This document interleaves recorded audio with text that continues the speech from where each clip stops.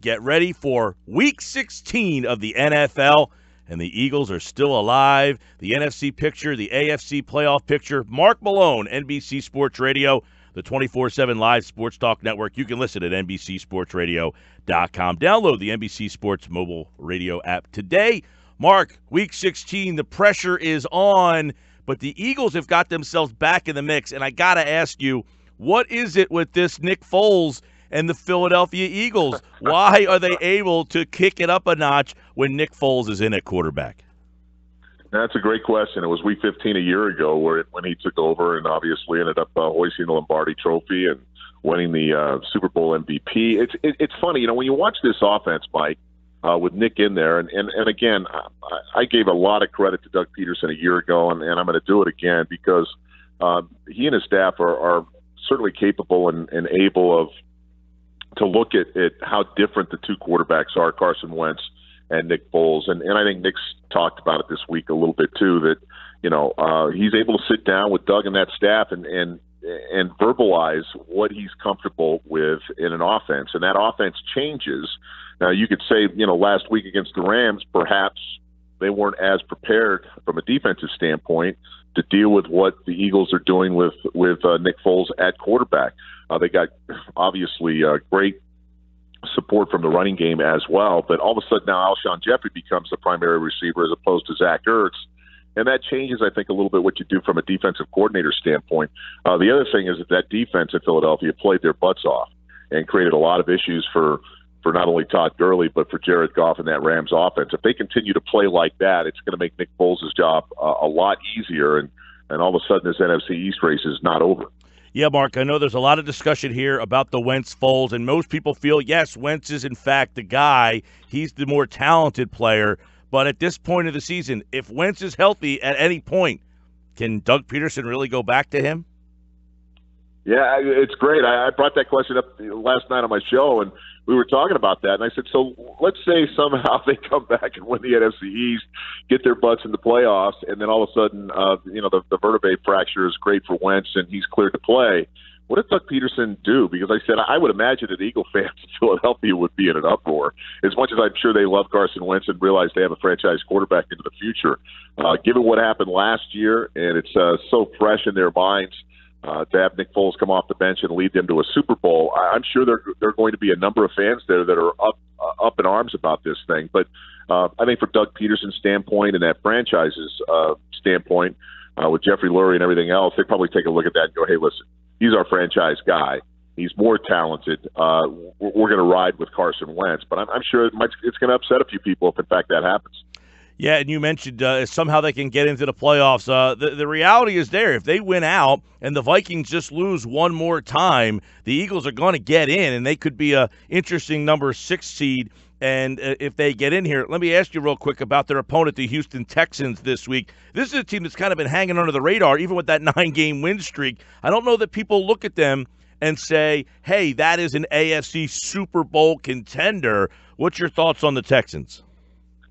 Yeah, well, my issue with the Texans all year long has been their offensive line. Now, Deshaun Watson is athletic enough to be able to, cover some of those deficiencies up, get outside of the pocket when somebody breaks free on a rush and make a play. But listen, they've given up 52 sacks already this year.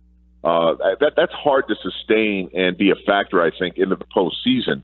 All of a sudden now the Colts are playing as well as anybody in the National Football League, and certainly they're in a position where, they could find a way to sneak in as one of the wild cards as well. So I'm not a big listen. Defensively, I think Houston is probably a top 6 or 7 defense in the league when everybody's healthy and playing well right now. But that offensive line, I think, is going to be an issue. If not in the next 2 weeks, it certainly will be an issue in the postseason. And I think that's where you have to attack that Houston team. Right now, Rams have lost 2 in a row. What's going on with this LA team? Well, the offensive line, when you put the tape on, they haven't played well the last 2 weeks, number one. Number two, that offense starts with Todd Gurley. Everything has to start there. They run that zone stretch play as well as anybody in the league. And when you can get Todd Gurley running downhill and, having some effect on the offense, it opens things up for Jared Goff. If they don't dink and dunk, they want to throw the football down the field. Well, Gurley's gimpy with the knee. The offensive line hasn't played particularly well. And all of a sudden, they're a different offense. Now, the big concern to me is on the defensive side of the football. They've got as good a personnel as anybody in the National Football League, yet they can't stop the run. And when you put the tape on, it's not because they don't have the personnel. They're undisciplined. Guys are not taking care of the responsibilities and the gaps that they're supposed to have. They're kind of freelancing a little bit, and they get gashed a lot. Wade Phillips has got to find a way to fix that, or they're going to get run in the playoffs. They're wildly talented, but right now they're struggling. So they've got to get Todd Gurley going, that offensive line playing a little bit better, and find a way to stem the big runs that they've been giving up pretty much all season long. Former NFL quarterback Mark Malone, NBC Sports Radio, with us. Mark, are you buying the Bears? I'm buying that Bears defense. There's no doubt about that. I mean, listen, when Khalil Mack is healthy and not Geno Atkins, but Atkins, the defensive tackle there, that's as good a combination as there is in the National Football League. They can put a lot of pressure on you defensively. They're good in the back half, a couple Pro Bowl defensive backs as well. Roquan Smith is playing his butt off. I'm just a little bit leery about a Mitchell Trubisky. They've got some talent on that offensive side of the ball. It's Tariq Cohen and Howard, the running back, two different kinds of styles. Mitchell Trubisky is athletic and can make some things happen out of the pocket, but I'm not so sure that the Bears are capable right now of winning the Super Bowl with that young quarterback. All right, Mark, AFC side, Patriots. Gordon has, left the team right now. They've lost 2 in a row. Your former team, the Steelers, they were rocky there. They got a win against the Patriots, a game they typically would lose. You mentioned the Texans, Kansas City, and L.A., the two teams in the West. This is an interesting fight. Mm-hmm. Who do you see in the AFC as the favorite right now? Well, I still say the Chiefs. I mean, they've got the tiebreaker over the Chargers. Chargers are a complete team, and there's no doubt about it. Now, they'll be challenged a little bit this Saturday when they take on the Ravens, primarily because the Ravens have a really good defense, and Lamar Jackson is a wild card.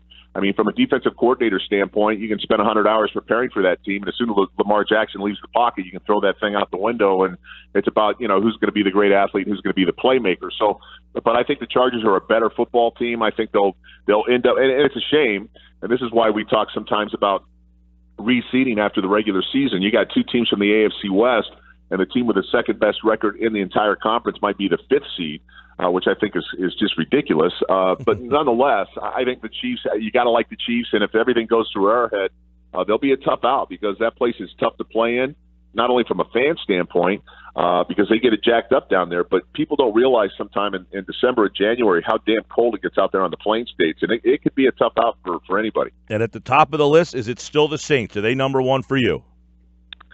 Yeah, I think so. I mean, listen, they're devastated with this offensive line. They've lost 3 starters, and 2 of them this past weekend against Carolina, which is, I think, one of the reasons they were only able to score 12 points. They're not a good road team comparative to what they are at the Superdome. They're as good as anybody in the league when they're playing at home. So they've got something to play for. Hopefully they can get a couple of those bodies healthy on the offensive line. The defense is playing as good as anybody in the league right now. And that was always the big question mark with the Saints team. So if they can get some of those guys healthy on the offensive line and get the entire NFC playoff running through New Orleans, I like them to represent the conference. Mark Malone, everybody, the NFL, don't forget Saturday games. We have the doubleheader, and then the Eagles-Texans on Sunday. NBC Sports Radio. Download the NBC Sports Radio mobile app today. Mark, happy holidays to you. We'll talk to you after the New Year, pair. Happy New Year. Mike, I appreciate it, my friend. Merry Christmas to you, and we'll talk to you on the other side.